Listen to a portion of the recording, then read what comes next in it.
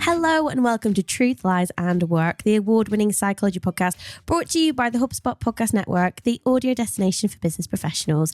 My name is Leanne. I'm a chartered psychologist. My name is Al. I'm a business owner. We are here to help you simplify the science of work and create amazing workplace cultures. And I gave my cold to Al. Yes, you did. Yes, you Sorry, did. love. That's okay. I think I'm through. Leanne's had it. You had it for about 7 days, didn't you? And I think I'm 2 weeks, all in all, truth be told. 2 weeks. Yeah, I think I'm probably about day 6, and so probably today's not the day. If you were thinking of switching over to watch us the video podcast on YouTube, today's not the day to do that. Don't do that. Anyway, welcome. Hello to you if you're brand new listener here. Hi. Hello. Hopefully you care about the culture at your organization. I think you're going to like it here. And if you have listened before, then welcome back. And of course, yes, we said I've got Leanne's cold. There's not much for me to say today, apart from a quick reminder that every single Tuesday we bring you your weekly dose of workplace news, spicy takes from our expert panel, and of course our weekly world famous, that's one of those words, famous workplace surgery, where I put your questions to Leanne. But it's Thursday, and that means we are sitting down with an amazing guest who's been there, done that. We are talking about real strategies that will help you to create an amazing workplace culture. Yes, today we are diving into something I see all too often when working with fast-growing businesses: operational chaos. It's a term our guest Garrett Delph has coined, and if you've ever felt like your organization is being held together with duct tape and goodwill, you're going to want to listen closely. As an occupational psychologist, and I do, as you know, specialize in workplace culture and employee engagement, I found that one of the biggest challenges impacting employee morale and engagement is workload. And I get it. Mentioning workload to a small business owner often gets me an eye roll. Small businesses are busy places, but here is the thing. Most of the workload issues I've seen don't come from employees not working hard enough. They come from clunky operations that create bottlenecks, waste time, and add unnecessary frustration. And that is where our guest Garrett comes in. This episode is a masterclass in streamlining operations, making workloads manageable, and freeing up your team to focus on the activities that actually add value to your business. So in this episode, we aim to answer 3 key questions. First, what does operational chaos look like and how did it affect Garrett's own startup? 2, how do you streamline operations without adversely affecting employee engagement?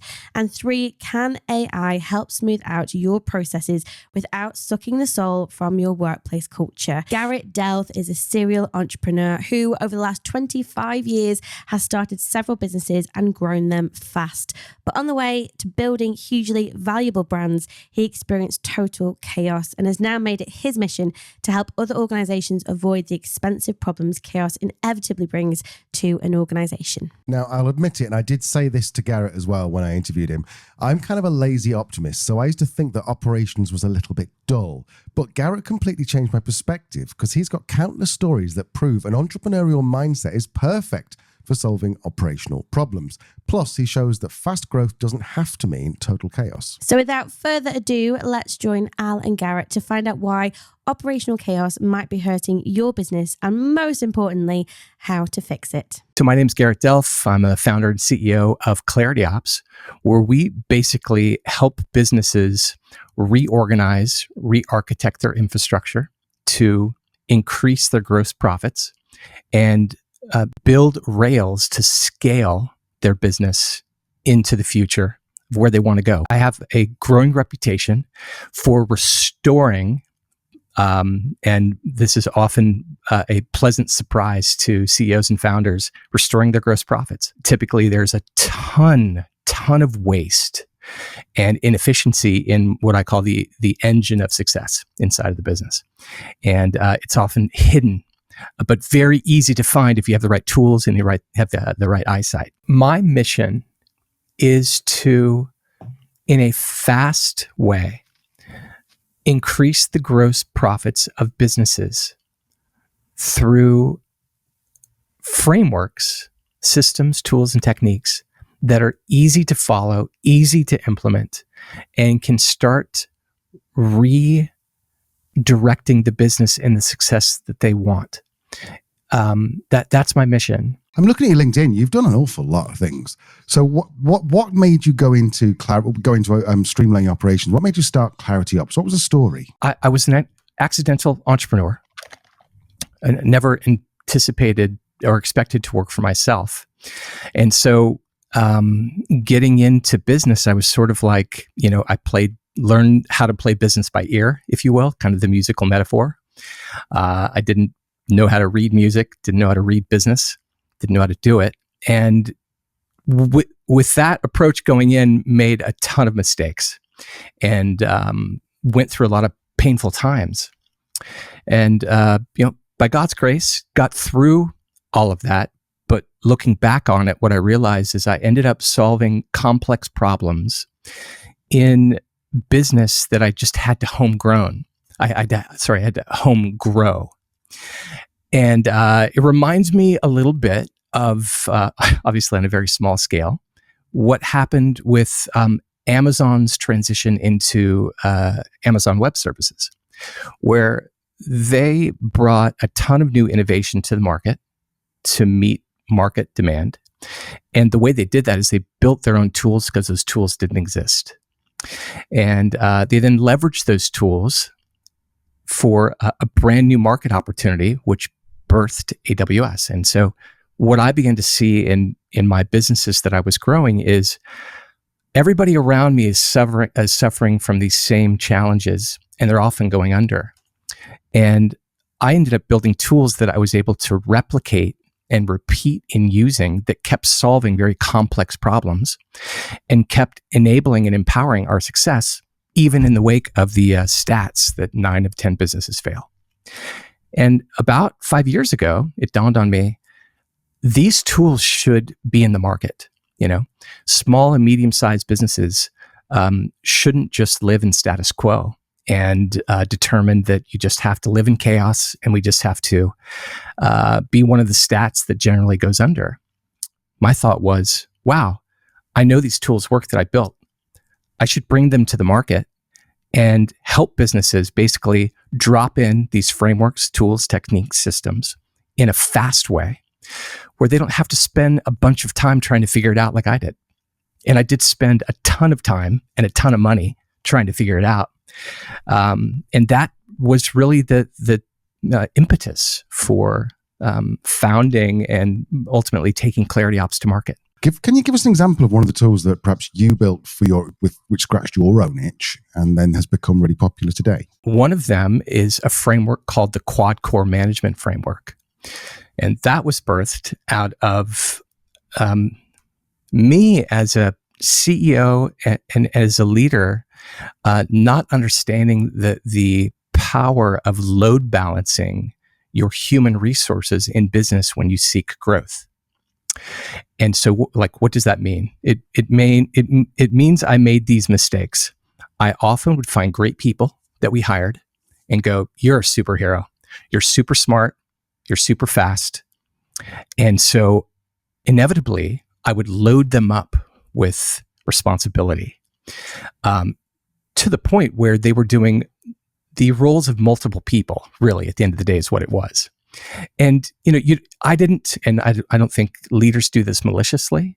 They just do it because they want to win, and they're not cognizant of us humans need to be load balanced the same way computers are built. They're increasingly computer architects have figured out you have to load balance your resources internally, otherwise computers crash. And so they build mechanisms to support these computers to take on max load. And how do they do it? They distribute and load balance resources internally based on demand. And so what the Quad Core Management Framework does is it takes what leaders often do, stack a bunch of responsibilities onto one person that should be 2 or 3 roles. Quad Core Management separates them into strategy, maintenance support, process building, and project management, separates them, gives them their own lane, and then helps leaders understand the power of the focus and efficiency and speed that gives them when they distribute this pressure and demand off of one person to multiple people. And that has been a game changer in the businesses that I consult. It's almost kind of like magic, but it's such a simple thing if you think about it. Like it really is. But it sure didn't occur to me for a good 15 years of me growing businesses until one day that the light turned on. One of the things you talk about on your website is operational chaos, and I really like the term, but I'm wondering, you've run quite a few businesses. I'm guessing that you've broken a lot of things in your time as you grew. So what does chaos look like, and what's the sort of impact it might have on a growing business? Here are the examples of chaos I've seen that I think are harmful. Chaos is disorder. It's disorganization. And so that means you have missing and or gaps and or the absence of structure, of rails. You have missing and or absent guidelines, instructions for how to do things. And where this becomes, in my opinion, and what I've seen, in the business domains, where this becomes really painful and harmful to the business is when you have throughout the org, vertically, horizontally, you have reoccurring activities from bespoke roles and titles. And these are essentially, think of an assembly line in an auto manufacturing business where you have the same people or bots doing the same thing over and over again. And imagine if there were not bespoke instructions that tell those specific roles how to do these recurring tasks over and over. What you end up with is varied mileage in both speed and quality and efficiency, because everybody's doing their own interpretation of this reoccurring activity over and over again. And that causes just a bunch of backfires to the business, waste, slow to market, slow innovation cycles, missed innovation cycles, high stress, low happiness, confusion. These are all the things that come as a result of not having order in a business, which when you don't have order, you have chaos. My photography business definitely experienced chaos when we began to grow studios and add photographers, especially when we got into digital media. That wasn't where I began to experience, I'd say, chaotic pain. It was the next generation business called Shoot.Edit, which was the first digital media lab to the world because it was 100% cloud. And we had resources all over the world. And I would say it was then that I began to experience real chaos. Here's a good example of the first time this really hit hard. We launched the business. Within 2 weeks, we had a line of people waiting to get in. There was about 400 people long. So we knew we had started a business that had high demand. And in order to make all of these customers happy, one of our value promises, by the way, Al, was we'll make your images match the style that you want. And I thought the perfect way to do that was just to put our customers in touch with their editors. Like, what better way to, help solve a customer's problem, have them go straight to the source. And so what would happen is the customers would call in, talk to their editor and say, make my images really pop. And also I want you to, also keep them on the dark and moody side. And so me not knowing any better, I was like, this is great. And so editors would respond and say, great, I can make it dark and moody for you. And they would go back and edit the images. And this is how all of our editors would treat these conversations. And what I didn't know is you cannot measure adjectives. You can't measure dark and moody. You can't measure pop. If you lined up 100 of our editors and said, make the image you have in front of you dark and moody, you'd get 100 different responses. And so we had no control whatsoever around the same requests that were coming in by customers over and over again. You can imagine the backlash we received from all of our customers and their frustration, because we were delivering varied outcomes and varied products depending on what editor was assigned to the same customer. It was a train wreck. It actually almost took us out in the first year because we didn't have control in the engine room about how all of these critical moving parts in the engine worked in synchronicity with the rest of the engine. So the way we fixed it is rather than asking photographers what they wanted, we flipped the script and built styles, about 10 of them, and said, you choose the one that matches your style best. And internally, we had already architected governance and recipes and formulas to hit those styles perfectly. That's how we solved it. I can see how that would have solved the customer problem, as in they weren't getting what they expected to get. Right. But tell me about the creative side of that then, because are you not then just saying that a creative, an editor, can only do one of 10 things? And does that affect like their engagement in the work? Yeah, that's a great question, Al, because that was a period in time where we'd spent a ton of money and time and resources building up a very large fleet of editors. And they had all been on-ramped to have creative freedom. I would go back to the assembly line in a manufacturing plant for automobiles.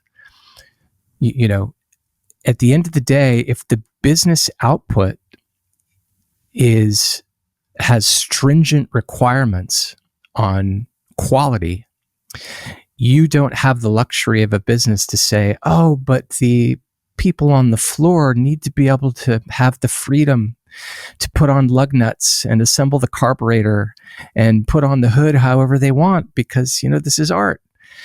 And that was the decision I had to make. Like, do I want to value a creative mindset and kill the business?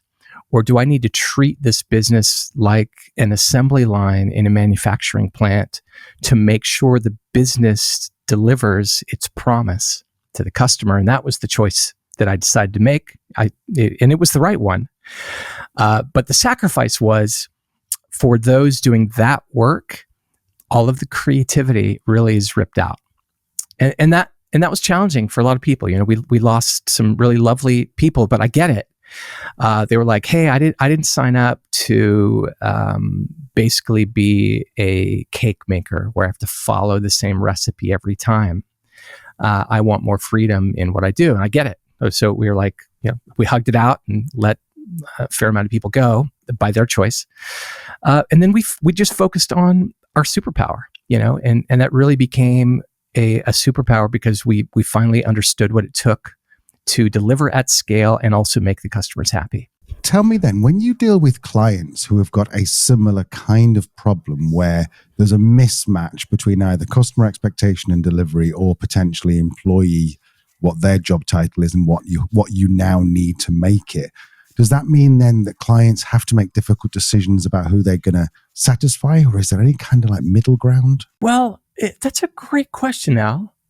And I think it's unique to every business, like sometimes culture is more important to a business than success. Like I see that right now. We have a large construction firm just up the coast here that we're working with, and they have a ton of waste internally, and bloat and redundancy in their human resources. And it's devastatingly harmful to their gross profit, which is why they hired me. Right? And yet now they're faced with a dilemma. They've been so proud of their culture, and they had some really great lucrative years in growth and scale, but their gross margin shrunk by about 18%. And so they're like, they're faced with a challenge. Do we keep all of these people that have been in our culture and continue to lose money as a business? Or should we be fiduciarily responsible? Protect, sort of like what you do on the airplane. If the masks fall down, you put your mask on first as the parent so that you can take care of your kiddos. That is a dilemma this founder has to face. Like, we're losing gasoline. That's what they're facing. And they need to make some decisions. Do we keep everybody happy, or do we do some restructuring or reorganizing to make that engine room lean and eliminate the bloat and the waste? And that's not a decision I can make. I mean, if it were my business, I think I know what I would do. I know what I would do. But it's a personal decision, and it's not an easy one. When you face those scenarios. You said you know what you would do. Well, I do know what I would do, and that is I would reorganize, and I would restructure to be lean and maximize the gross profits, and create the efficiency that almost guarantee the preservation of the business so that it can continue to do what it was designed to do, and that is grow, increase in revenue, increase in profit. And the alternative to that is crash the plane because you don't want to hurt feelings. If your goal as a founder, as a CEO, is to ensure first and foremost that the business survives, and then make really good, healthy, cultural decisions that uplift and support that, I think that's a great play. After this very short break, we ask Garrett a tough question. Is optimization and streamlining bad for workplace culture? Don't go anywhere. Welcome back. We have all heard stories of how streamlining operations meant either redundancies or, perhaps worse, high workloads for the same pay. I'll ask Garrett about this in a little game I like to call Devil's Avocado. I'm wondering if I can play, as my wife likes to call it, Devil's Avocado for a second, and say, you talk about waste a lot. You talk about streamlining. You talk about just getting the company back on an even keel using systematization. But streamlining people, is that not just squeezing out the most work for the least pay? No. Emphatically, no. Streamlining, I think actually a good resurrection of the term we talked about earlier is really about load balancing resources for strength and maximize speed without causing speed wobbles, without overloading. If our computer is designed to use 8 gigs of RAM, then those 8 gigs should be used efficiently, but not in a way that overheat the computer, right? So the idea in streamlining is not to overload people, it's to do the exact opposite, is to give them less pressure, less demand than they can handle, so that in everything they do, they feel strong and healthy. And when you feel strong and healthy, you have some cultural benefits and some human benefits. Your happiness goes up, your stress goes down. One thing I've learned over the years that I hope I'll be able to pass along to other entrepreneurs is keep in mind when you pay people, if your operational culture is such that you overload them and overwork them, but you do it in exchange for pay, first of all, you're harming your own business. But second of all, you're paying them to take that stress home into their personal life.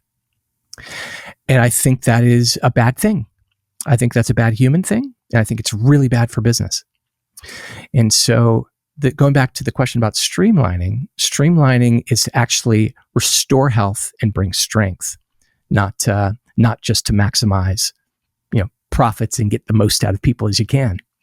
I have written down here 2 words, P3 and relay. Is this related in any way, or have I misunderstood what's going on with those 2 things? Yeah, they're part of our fast solutions playbook.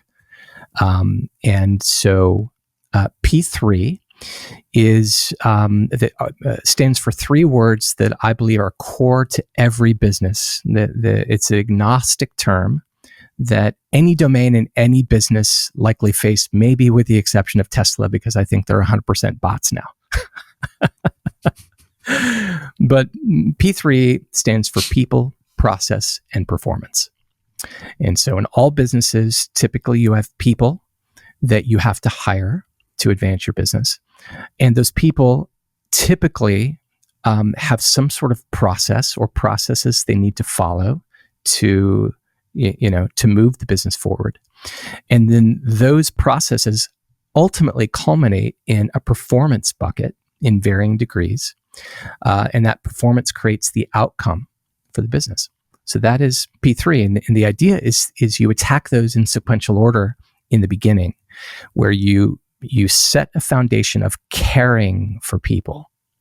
And I do mean that in the most, standard definition of the term caring. So you want to demonstrate to the people when you hire them, hey, we've built a business here that actually cares for you, supports you, respects you in a whole host of different ways. You'll get an employee handbook that will manage your expectations about what employment here is and looks like, about what your vacation pay does and how you apply for a leave, and all of these different things will give, if you're a leader in the business, meaning you're in charge of teams or people, we have a leadership playbook, and you're going to see how we make decisions around here and how that affects how you lead and what you manage. We, as a business, we care for you because we've built a career path for you. And so when you join the company, you'll be able to see the kind of trajectory you could create and or earn through these milestones that we've demonstrated to you. We have a succession plan, right? So when people leave, which they will, we've built a method by which when somebody has to step into a role that just departed, they're not going to be left high and dry, which actually parlays into relay, by the way. So there's like 18 of these caring for people milestones that we have. And, when we work with businesses, you can kind of we can pick and choose, or we can pull them all down and work on them all. But once you care for the people, then what you do is you set them up for success by architecting varying degrees of process, which supports, kind of what we talked about earlier in the show when we started. And you give those very clear instructions and guidelines and rails so people are set up to succeed. And again, I want to disclaim, by the way, that, we have a decision-making matrix that we use. And, at the top of that matrix typically is strategy. And that's where you have the most autonomy and decision-making freedom. Often up there, you are free of process because you get paid to think in more, flexible terms. And then the lower down the org chart you go to the, classic technician status is where a lot of rules and guidelines are critical path for, output. And then ultimately, once you have all these rails in place, now you're set up for success. And now that success has to be managed, or that performance has to be managed. And so we build frameworks around managing that performance and creating accountability structures to ensure that what you planned for with the people and what you built for them to do actually gets carried out in a qualitative manner and can be objectively measured. We know there's the law of entropy, where everything that is orderly wants to go and move towards disorder. This is very classic in business. And so I teach our founders and CEOs always, you have to be mindful of this principle. It will happen, which is why we need to architect accountability structure so it doesn't happen to you. And then you don't have to deal with all the fallout and the pain. And going back to what we talked about earlier, Al, this stuff is, if you think about it, it's pretty straightforward. Like it really is straightforward. But most businesses are so close to their insides, and they're so focused on revenue and getting sales and moving fast that it's normal. We and they forget about these basic principles that hold the business together. So you mentioned something about Tesla before, and you made a joke about, it wouldn't work because they're bots. But then I am curious, Is there maybe a type of business or an industry where this stuff won't work? Yes. Two-part answer. Number one, whoever's at the head who handles procurement and is responsible for greenlighting the engagement, they must acknowledge that they have pain that is harming the business and they want to do something about it. So I always like to disclose that. When the student is ready, the teacher will appear, not vice versa. Next, at least for what I do, people need to be the primary resource that fuels your business of success. Even in the wake of our future of AI and robotics, I tend to be an optimist. And I tend to think that just like the Industrial Revolution, which freaked people out then, we're not going to have jobs anymore. I think we're just going to see a revolution of how people do work. I'm sure there are going to be businesses or business domains that are so automated. They're a two-person business doing hundreds of millions in revenue because they have figured out how to architect their AI agents internally, and they have 1,000 of them, and they're all working in harmony because you had a couple of founders that were so freaking smart. They understood how to build these agents out, right? But I think that's probably a long ways away in terms of that being a standard thing, if ever.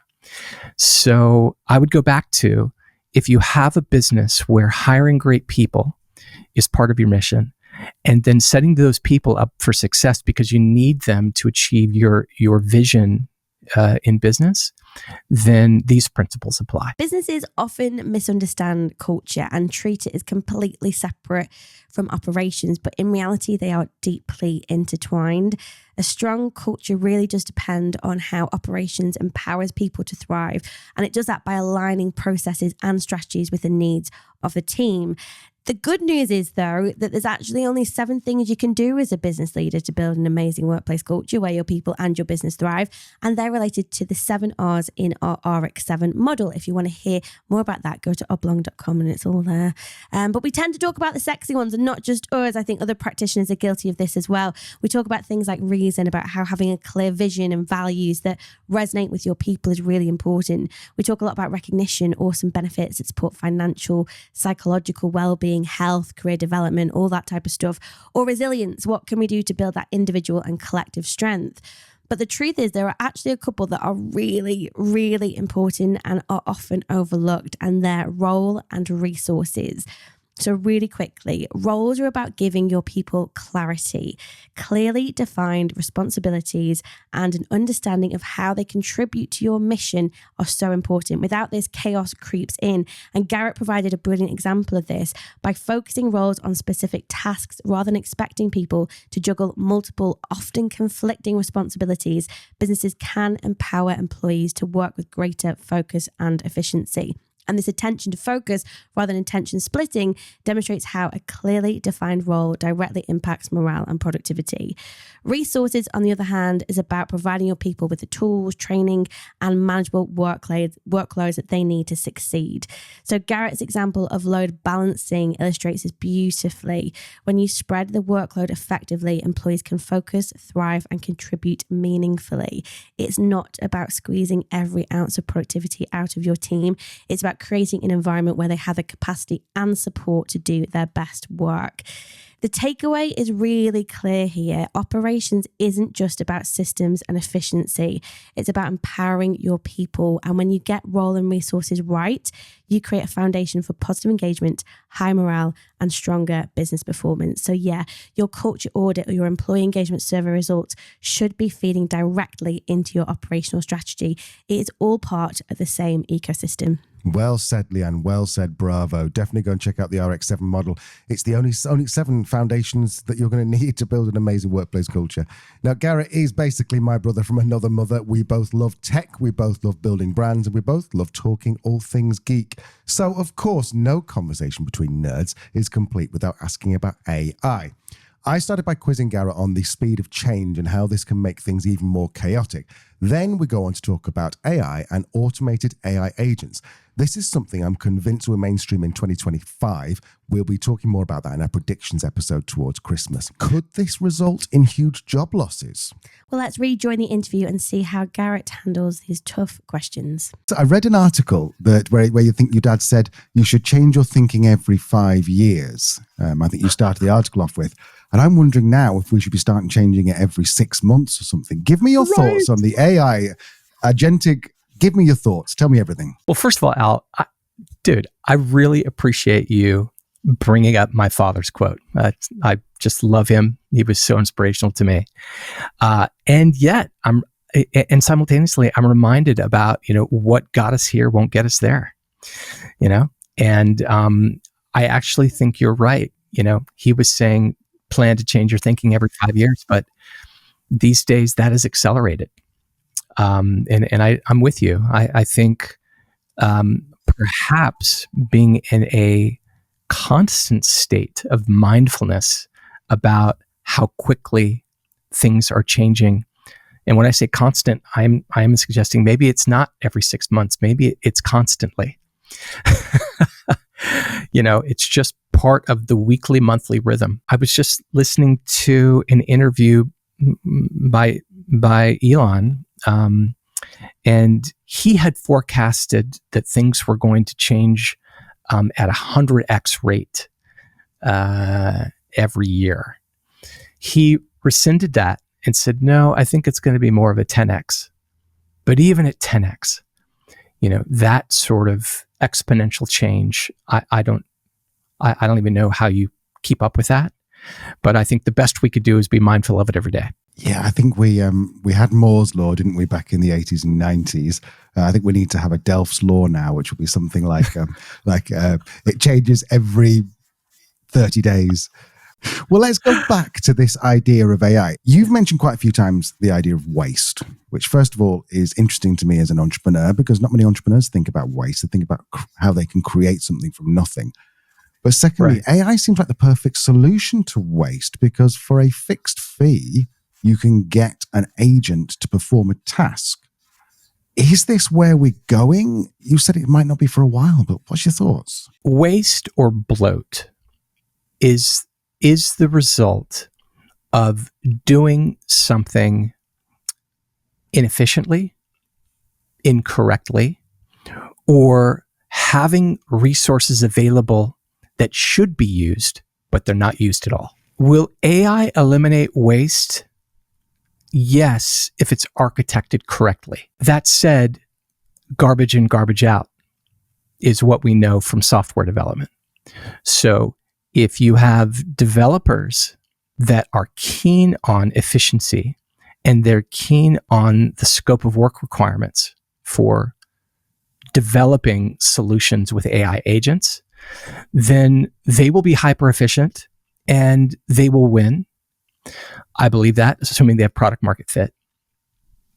But just the same, if developers, which are, probably hired by and or are the founders of an opportunity, if they are the classic entrepreneur and they're not obsessed with being lean and guarding their business from inefficiency and therefore focused on efficiency, then they'll fall into the same trap. Even with AI agents, they'll get sloppy. They'll look for shortcuts. They'll overlook the engine room of success, like we talked about. And they'll just try to deliver something good enough and get it to market. And I think so. Going back to, I think it's the human mindset that is the challenge here, not the tool. And when I say tool, that can be a process, that can be an AI agent, that can be a resource. So I think it just goes back to, again, the human mindset and how we address or do not address efficiency. Clearly, Garrett has walked the walk, and through his company Clarity, he's helped countless organizations to reduce the noise and create streamlined organizations. And if you've listened this far, you probably want that for your own organization. So what's Garrett's advice for getting started? What advice would you give someone who's listened to this entire thing and they want to implement all the things you've talked about? I would encourage maybe 2 high-level points.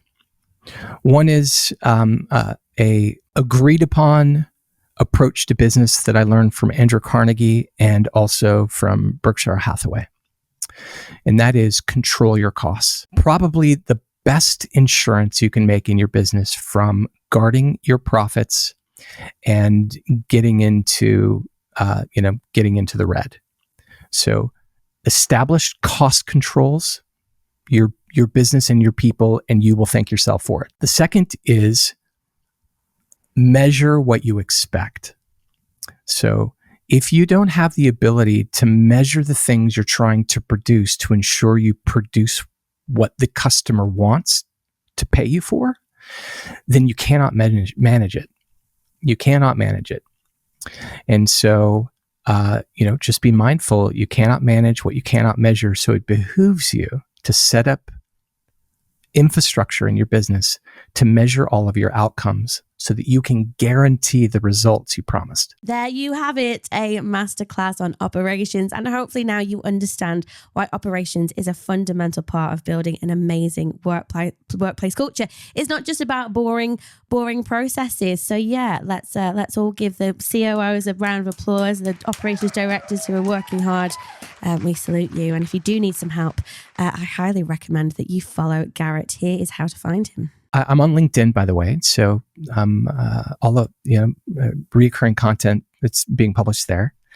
And then on our site, if you go to clarityops.co, we have I think a really great place to check out a downloadable PDF is our approach to discovery.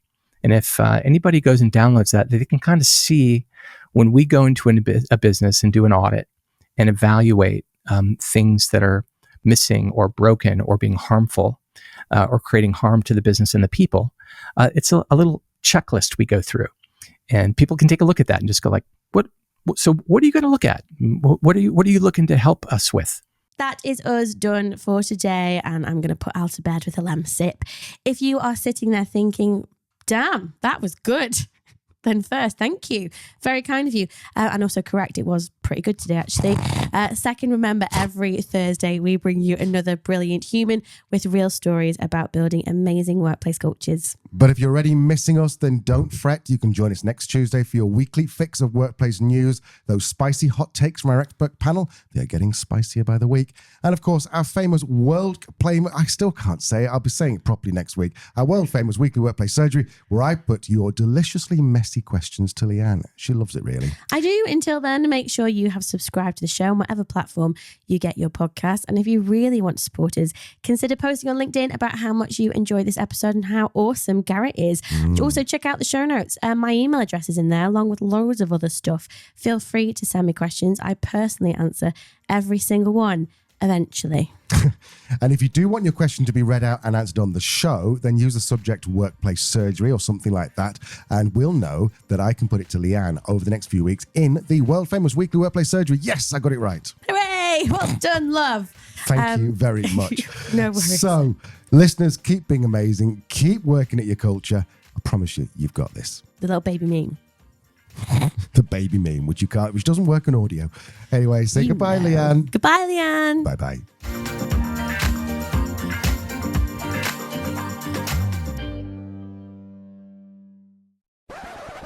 And that means we are sitting down with someone who's been there, done that, and actually knows what they're talking about. Hey. That did sound like I wasn't talking about you. I didn't mean that. I meant like as opposed to some podcasts out there which talk. I was doing it. I had such an itchy nose. And I was like, don't twitch. Don't twitch. I think that would be my version of torture, like a little feather. Anyway. I think mine would be having my toenails ripped out with a pair of pliers. Carry on. Fair. If you've listened this far, you probably, if you have, fair dues. I'm bored of the sound of my own voice at this point. Fucking on fire today, aren't you? Really? I think probably because I'm comparing you with how you were the last Oh my ones. God, I listened back to it and I wanted to cry for myself. I know. It was painful.